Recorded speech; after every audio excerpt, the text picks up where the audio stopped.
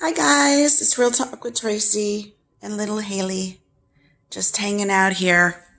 Anyway, what do I want to talk about today? I was starting to think about different situations that happen with narcissists at restaurants.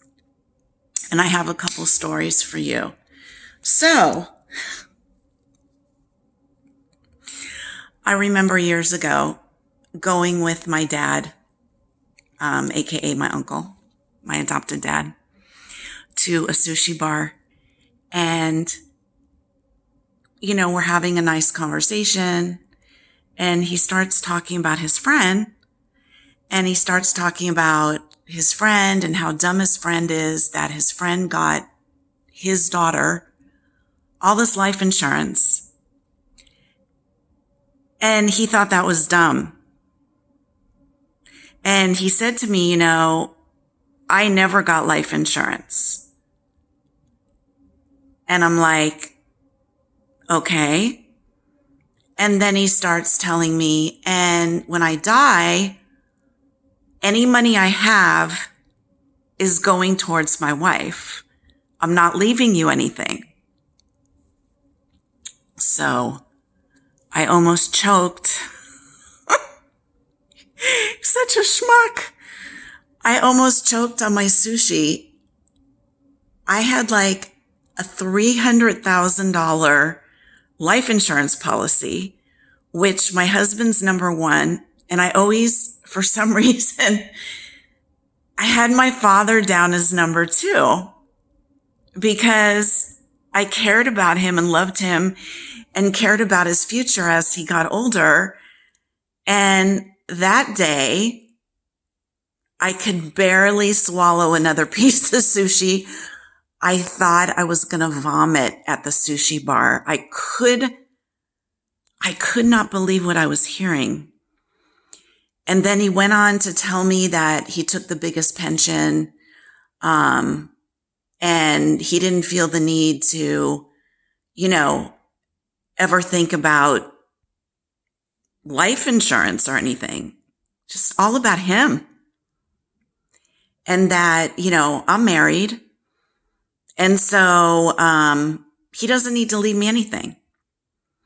And I just felt, for so many reasons over the years, just so slighted and so unimportant. And so every time I'd go out to eat with him too, it was always like, oh, I paid last time, so you have to pay this time. He would keep track. Like, I paid, like, it's your turn, you pay. So I went home that day and I took him off my life insurance. I was so, like, almost numb, still, like, telling you the story. I feel almost numb. And I was also devastated that he would be so uncaring and so cold. And then there was another restaurant story. I had gone with him and his wife, which is his, second marriage, I guess. And my husband-to-be, which this was like 39 years ago. And the four of us went in his car, and I found this great Thai place that was outdoors, where there's like all these little stations where people cook like street food, kind of like they do in Thailand. And I thought it would be really nice to go there. So because it was so hilly and there was so much walking and there was a lot of congestion and a lot of people, I said to them, him and his wife, why don't you sit here and I'll go get all the food for us so you don't have to, be stuck standing in line at each station. It'll be easier. So I was always trying to do nice things for him. So my husband and I go get food, and I bring this big plate or 2 plates of food back. And he looks at the food and he looks at me and he's like, am I supposed to eat this crap? It's like, this is what you pick out? What, you're telling me what I'm supposed to be eating? And I was like, oh my God, I was like shaking. I was like taken back. I said, well, Dad, there's all these steps, and I didn't want you to have to like struggle with the food and going up and down the steps and everything. And he was just yelling at me. He was just yelling at me at the choices I made and the kind of food I brought back. And I was like, oh my God, he's such an asshole. Wow.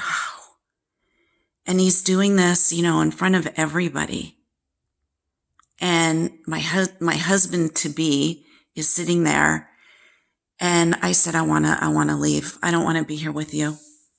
And he's like, what are you doing? I said, you know what? We're leaving. And I looked at my husband to be, and I said, come on, let's go. And we get back back to the car. And I said, I don't want to get in the car with you. Just leave. And he goes, well, don't be stupid. Just get in the car. We'll just all go back together. And it's like, it seems like he would take every opportunity to F up anything good that could have been happening. He always somehow had to throw a booger in the soup. Do you know what I mean? Had to throw a fly in the soup. Anytime there was always some kind of poke.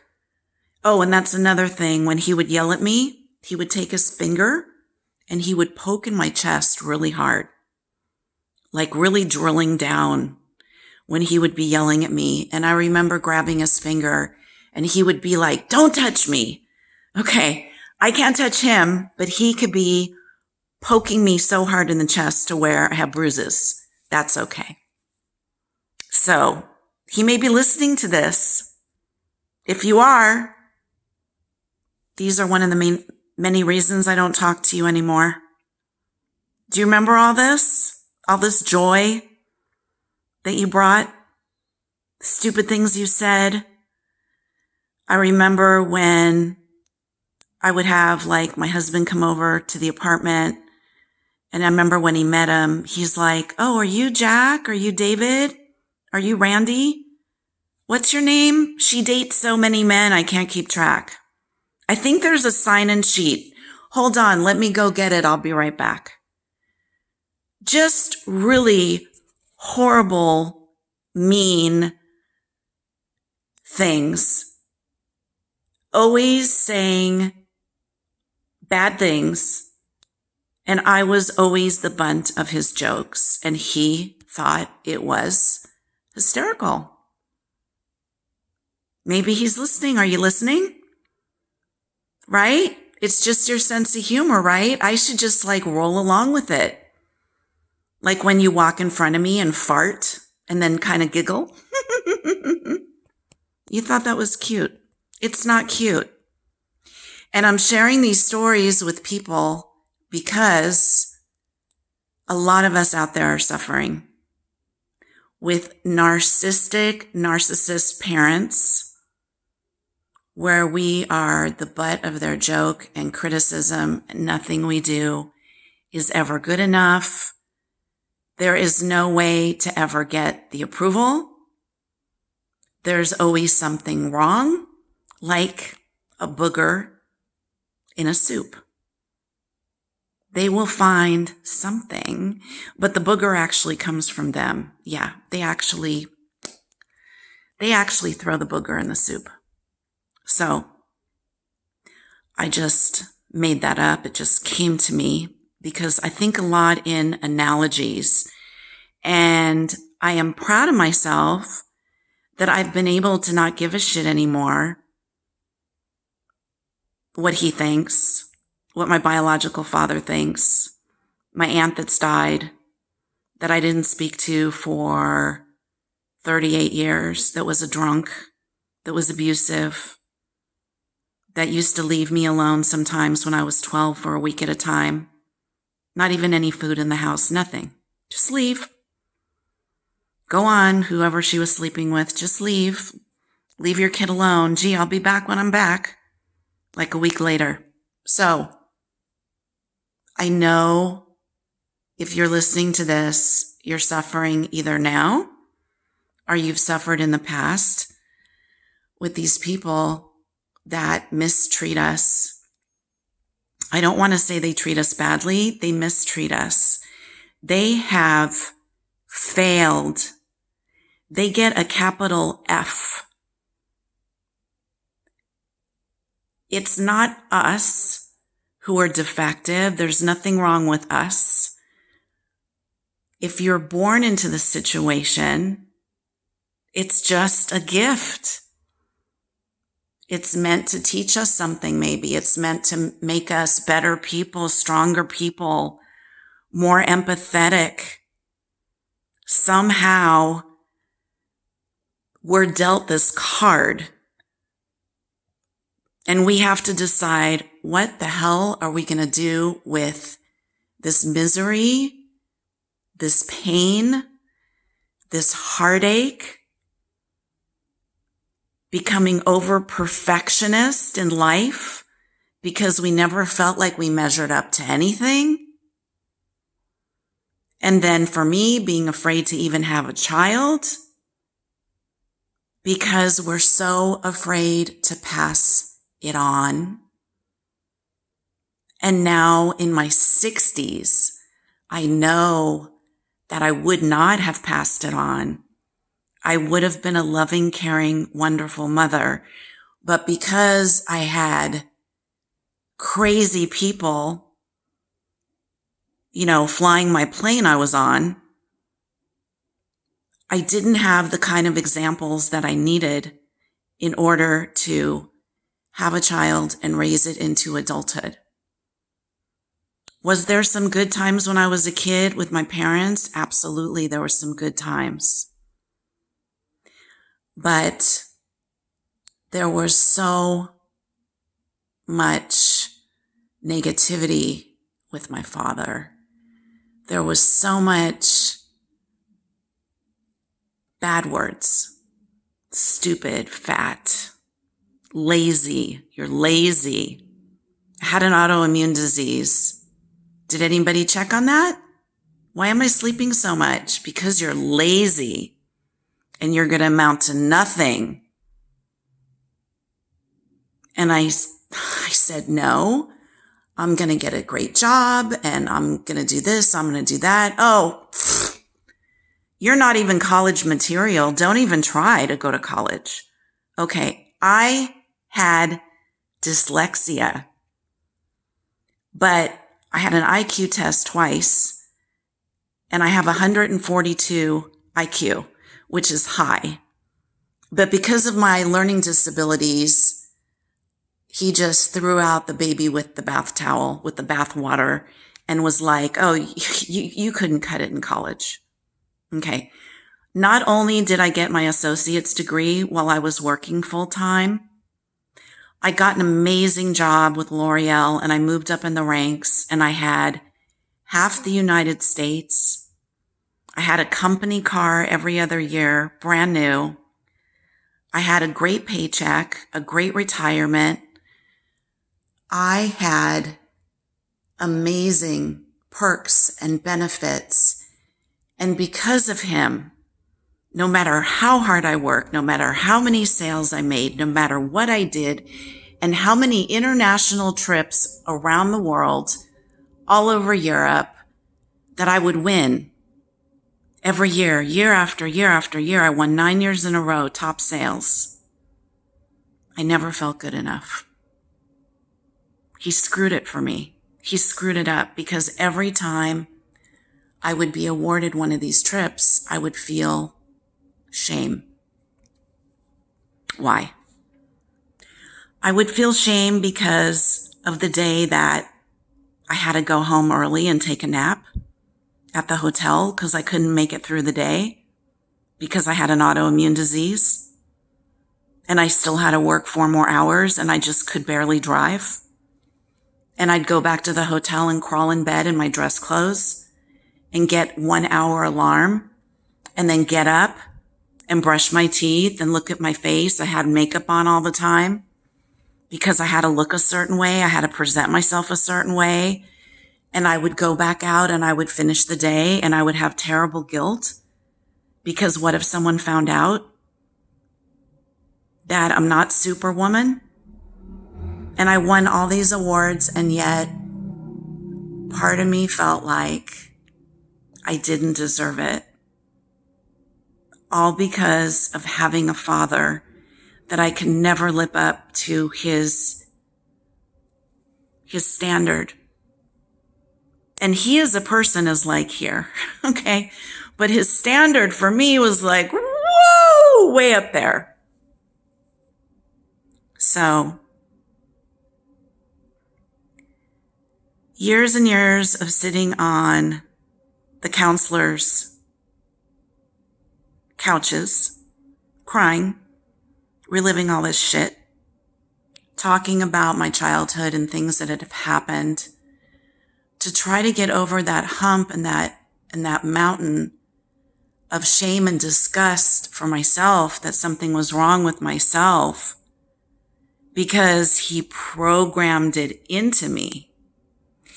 Even my aunt that raised me, every time I had a project in school, if it involved art or anything, she would take it over and she would do it.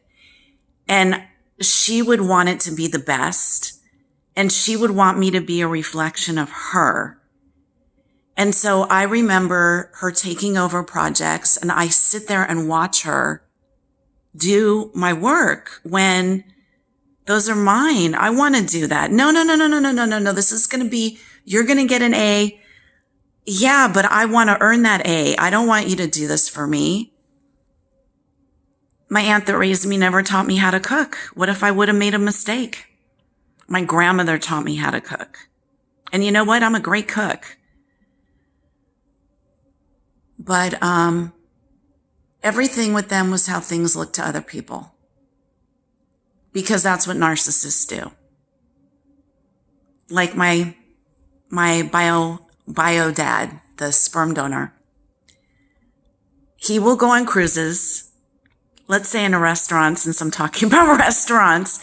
He will go on a cruise and sit down with strangers, and he will tell them how he raised 3 amazing daughters, and go on and on and on, because he wants people to perceive him being way up here, where he didn't raise any of us. He left each of us when we were infants in the crib, and he gave me up for adoption. And he gave my brother, who was kept a family secret for years, up for adoption. And he never helped out. There was never child support. There wasn't anything, because it was all about him. And now that he's in his 80s, it's all about his huge house and him having a Mercedes.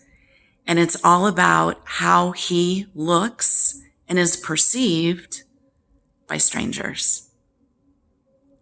And he loves going on these cruises because he can feel really important and puff his chest out. And he can sit there, and he likes going to the restaurant where they serve you. Forget the buffet. He wants to be served. Okay. And he will go on and on about what a wonderful father he is. No. So, all of you that are listening, you are not alone in this. I would suggest you to keep listening to videos from other people that have experienced narcissistic parents, or narcissistic boyfriends, or narcissistic spouses, or narcissistic siblings. I have half siblings also. Yeah, narcissist. It's all about them.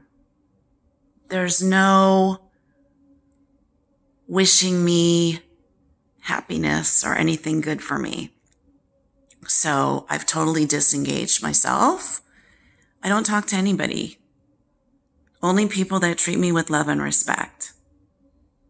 And somehow God looked down and said, "You've suffered enough," and gave me a freaking amazing husband. I mean, he went to see his mom, who wasn't feeling well. She's going to be 97. He's always there for her. He's counting out her medication. He's bringing her groceries. He's helping out all the time. Even if it's 2 a.m, he gets a call. He's like dressed and he's to wherever she is with his sister, with his brother. He sets up all of her doctor's appointments. I married such a great man. And I just don't know how I got so lucky. When he was leaving today to go see his mom, I said to him, you know, Jay, you're the most wonderful man I've ever known in my entire life. He's a godly person. He's always been loyal. When I tell him how lucky I am, he tells me, no, I'm the lucky one. How did I deserve this? I don't know. But I feel very blessed because I dated a lot of schmucks. Do you know what schmuck is in Yiddish? Like jerk. I dated a lot of jerks. I want to even say abusive men. Until I finally grew up and somehow God put him on the dance floor. And that's how the story started. So I wanted to share a little bit of my experience with you. I hope that you find me sharing some of these experiences helpful to your heart. And I hope you know that you were guided here for a reason. And we're all equal in God's eyes, and there's nothing wrong with you. And if you're constantly experiencing that pain, and you keep hitting your head against the wall, and you look at your head one day and it's like bloody and bruised, and you go, why does this hurt? Well, because you keep hitting your head against the wall. Just stop. Stop. You will survive. You are a survivor. You deserve every day on this earth to be cherished and loved and respected. And God does love you. And I want to send you love from California. And most of all, what I pray for, my biggest prayer every day is peace on earth. Thanks for listening, guys. Please subscribe. Thank you for sharing this time with me. I appreciate you so much. Bye.